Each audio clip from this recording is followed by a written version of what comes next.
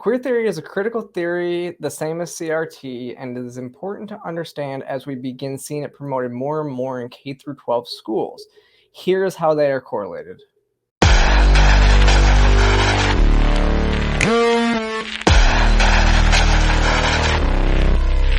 Welcome back to the channel today, everyone. So this is the second part of my three-part series on queer theory.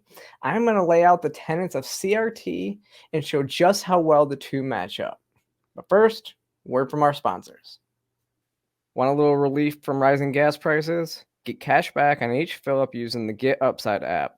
Download the app on your phone using the link in the description and get an extra 20 cents off per gallon back on your first tank using promo code AFF20.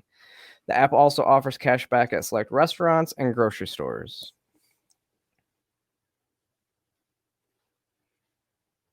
Girl is speaking at Freedom Fest this year. They are running a special of when you buy your tickets, go into and type friends 50 and you'll get $50 off your tickets. So it's going to be a great event out in Vegas.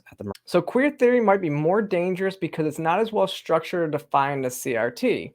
So it's harder to point out a clear end game that we can actually fight against. This is because it's not as old. The LGBT people don't have the same documented abuses as racial minorities. But by going through the 5 tenets of CRT, you should gain a clear understanding of the aims of queer theory. So let's start there. So the first tenet says racism is normal and that it's everywhere. It criticizes people using the term colorblindness as a means for the oppressor to maintain power, and then uses meritocracy, which allows the oppressor to have a clear conscience. Like, think of all the white people advocating for wealthy redistribution or reparations. That gives them the aim to maintain or have that clear conscience, right? Now, how has this been shown in the queer movement? First, this idea that they have to put Black, gay, trans characters in every single TV show because this shows how diverse they are. Also, look at how hard they fight for pronoun use. Pronouns are usually used when person's not around. And so they want to be as diverse as possible because just like they want you to acknowledge you see race, they want you to acknowledge them for the gender that they are. So you want you to acknowledge all these different genders that they're putting out there. Now, the second tenet is this idea of interest, which says that whites will only promote anti-racism when it's in their own interest. The idea that whites are always the oppressors and the minorities can never break the victimhood. Go all the way back to my video that I did with Trey on CRT. He explains this perfectly. Critical race theory tends to rely very heavily on convincing its practitioners that the external locus of control is, in fact, the way of the world. And when you are constructing a theory that's based on oppressor versus oppressed, if you have external locus of control basically serving as the axiomatic factor, then in effect, if you are in the oppressed category, then nothing that you can do is ever going to allow you to claim that agency back over your life. So now think of how we have seen the corporatization of pride. Queer theorists fight this because they don't like capitalism. So this promotes against their interest. And a common fight that we see is that the straight people are profiting from the community. Next is that race is a social construct. This idea that minorities are treated differently simply because the structure of society made it that way. Essentially, the fight against systemic racism. Now, we spoke a little bit about this on the last episode with the idea of heteronormativity and that gender/sex is a social construct. As Judith Butler put it, nothing within your identity is fixed. Your identity is little more than a pile of social and cultural things which you have previously expressed or which have been said about you. Gender, like other aspects of identity, is a performance, though not necessarily a consciously chosen one. Again, this is reinforced through repetition. People can therefore change.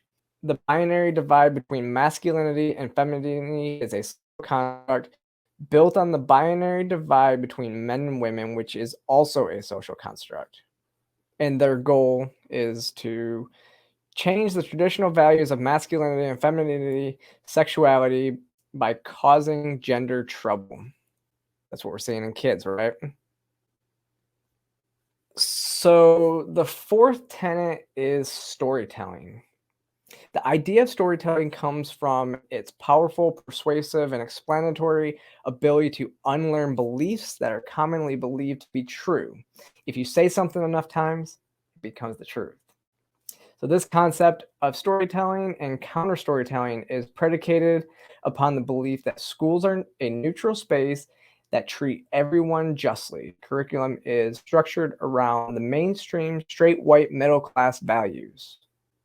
See, even CRT mentions straight white middle class values. Think about it in this way whenever you see them celebrating the first Black person to do anything. Like right now, we are seeing Supreme Court nominees, the first Black woman Supreme Court nominee, which she's probably going to get confirmed. And that was the administration chose her specifically for that, to make this, to create this story. Now think about how they are so focused on the first trans person to accomplish anything.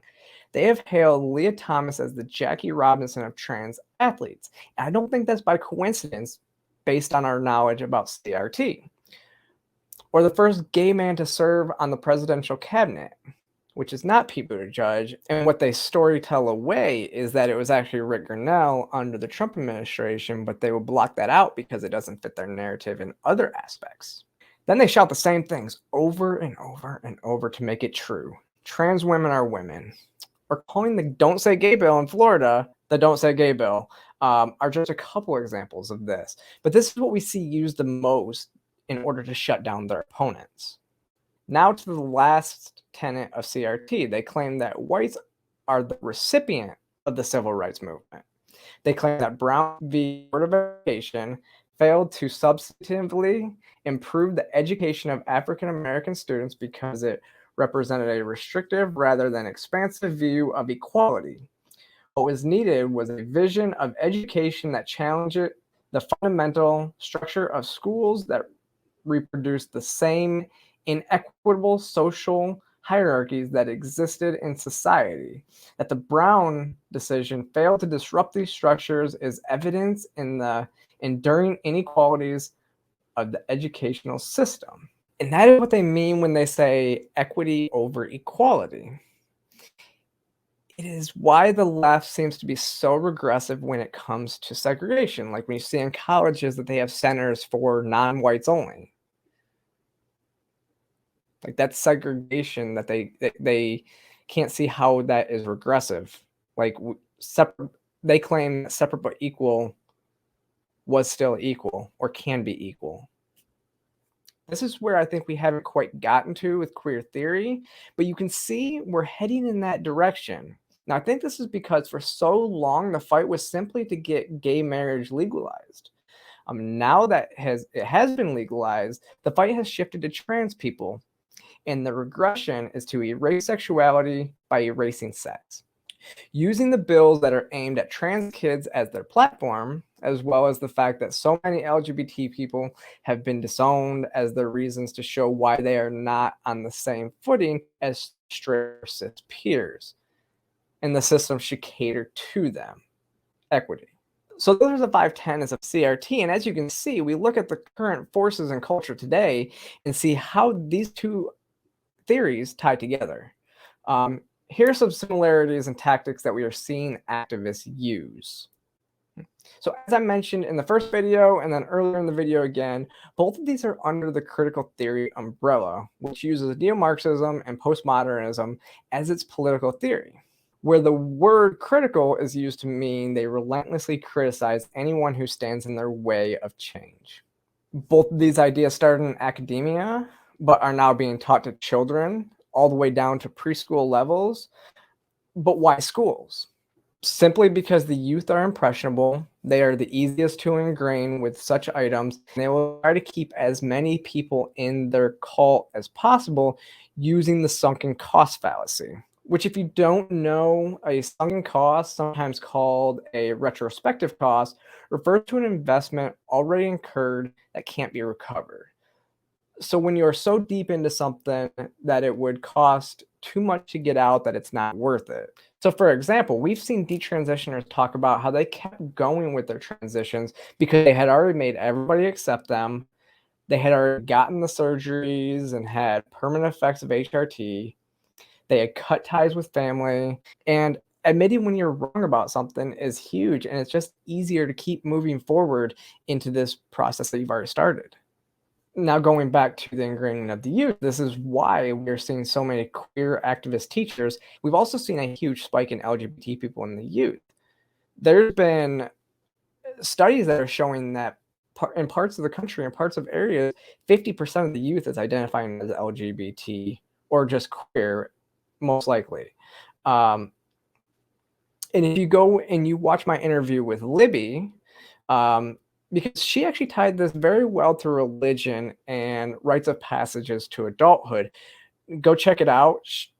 She lays it out amazing, and it's something that I had never heard until we were on Deprogram with Carrie Smith a couple weeks ago, and it was just so profound not to have her on and talk about this, because it gives you a different perspective as to what we're seeing.